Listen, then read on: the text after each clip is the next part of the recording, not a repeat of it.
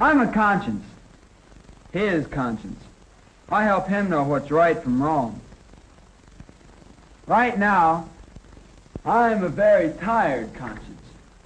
Because I've been awake all night trying to figure out some way to help George. He's George, and I'm him. And we're, well, you know how a conscience works. It's just about time to get up.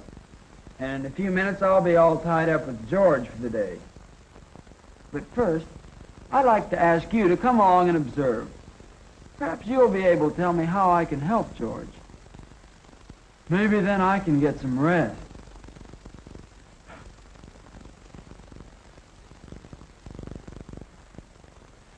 Oh, forgot to tell you. George's main trouble is he's a griper.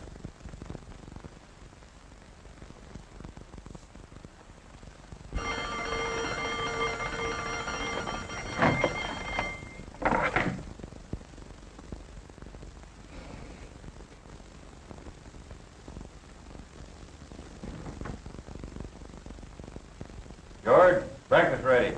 Gonna get up, or do I have to come in there and pull you out of bed? Okay.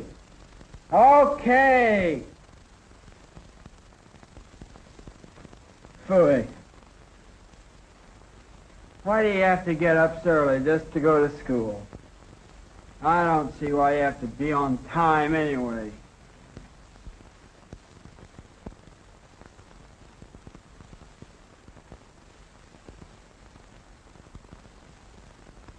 See what I mean?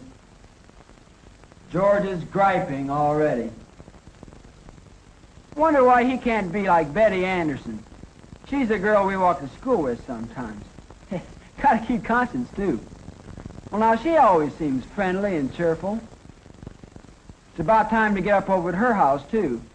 Do you suppose she starts out a day the way George does? George! Oh, my gosh, he shouldn't be without me. You look in on Betty while I find George.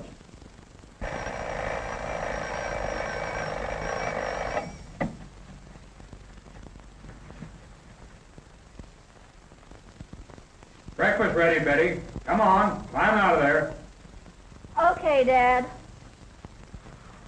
Oh, what a beautiful morning. Oops. Better hurry. Got lots to do today.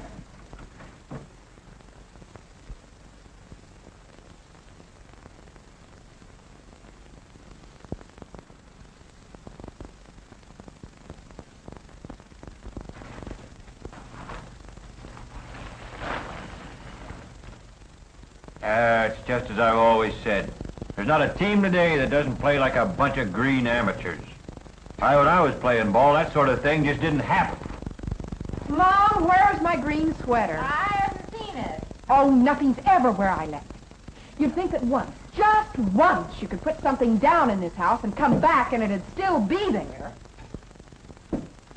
Oh, wouldn't you know it? It's starting to cloud up. I knew it. I knew it. 7 days in a week, and the one day I plan to shop, it has to rain. George, will you please eat your breakfast and stop dilly-dallying around? I'm going to be late for school. I'll make it on time. I'll make it. They'll probably have some dry old speaker in the assembly program this morning. They never fail.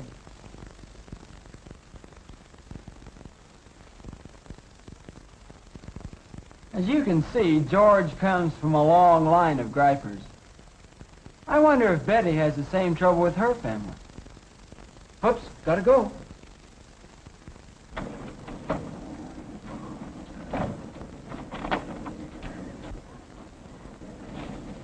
Hi.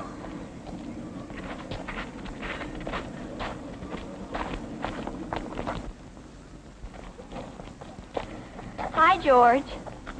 Hi. Mind if I walk to school with you? No? Hi. Hi, Betty. Betty. The rally I tonight? hope there's a big turnout for the rally this afternoon. It's the first game. Everyone's going to be there. You're coming, aren't you, George? No, I'm not coming. We'll lose the game anyway.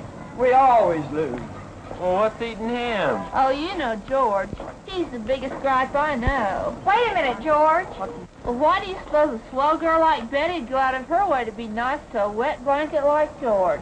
Maybe we think she's so swell because she is nice to everybody, even George. Why do you suppose he's so sour on everything? Maybe it's because he never does anything.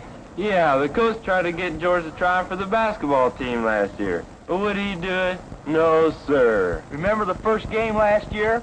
Betty and the other cheerleaders talked George into going, and boy did he mess up the works. As soon as the team came out...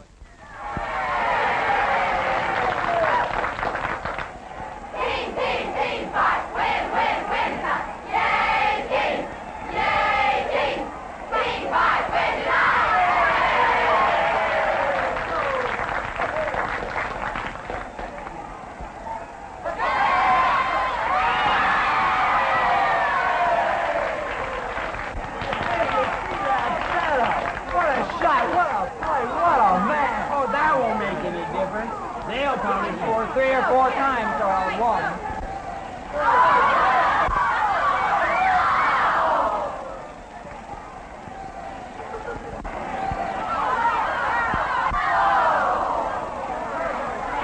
See, we haven't got a chance. Coach Rankins always plays his favorites. The really good players never get in the game. Oh, you just say that just because you never made the team. That's all you know. I didn't even try out for this team. Then what right do you have to kick about how they play? Come on, you guys. Don't let the team down now. We've got plenty of time. Let's go. Go! Five! Win! Go, Five, win!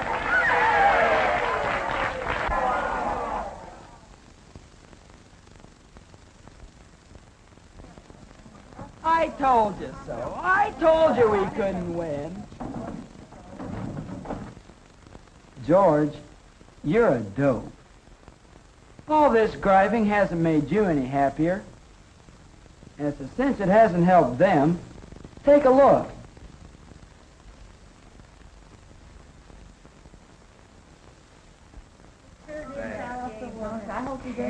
I didn't mind our team losing so much, but with a sour apple like George around, it seemed to make it twice as tough. Remember how we griped at each other for almost a week after the game?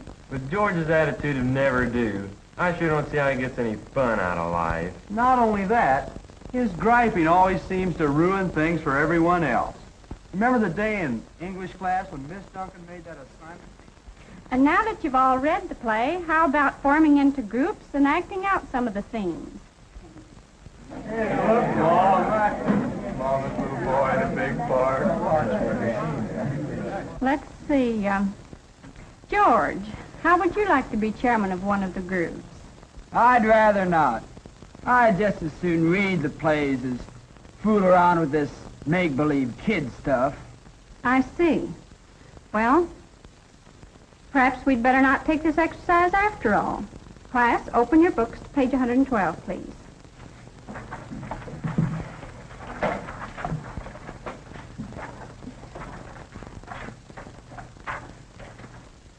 Now, why'd you have to go do that?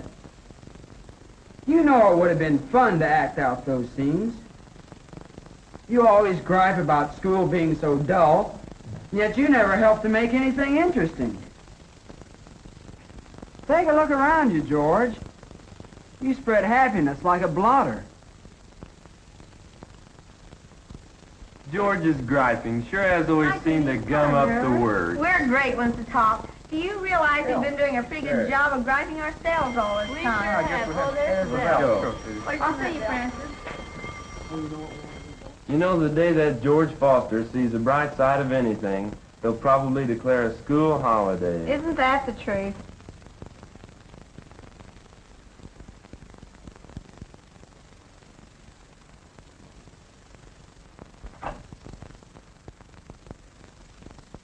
It is pretty funny, isn't it? What? No, it's kind of silly if you ask me. Oh, George, why don't you relax and quit trying to impress everyone with how stupid you think everything is? I'm sorry, George. Come on, let's go to assembly. I suppose you want me to sit by you so people will feel sorry for you.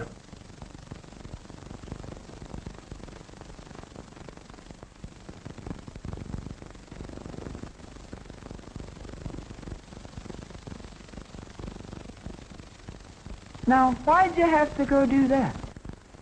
Betty's just about the only friend you got left. And yet, even with her, you got to be your nasty old self and gripe. George, if you could see yourself as others see you, I'll bet you'd change. And right away, too. It's not hard to be one of the gang. All you have to do is help out, not be a continual griper. Tell you what, why don't you go on to that assembly? Sit down by Betty. Tell her you're sorry. Oh, what's there to lose by trying? Come on, let's do it. And remember, smile. Well, there he goes. I wonder if George can really stop being the griper. Can he do anything about the griping in his home? If George could change, would the other students accept him? Does George remind you of anyone you know? What do you think?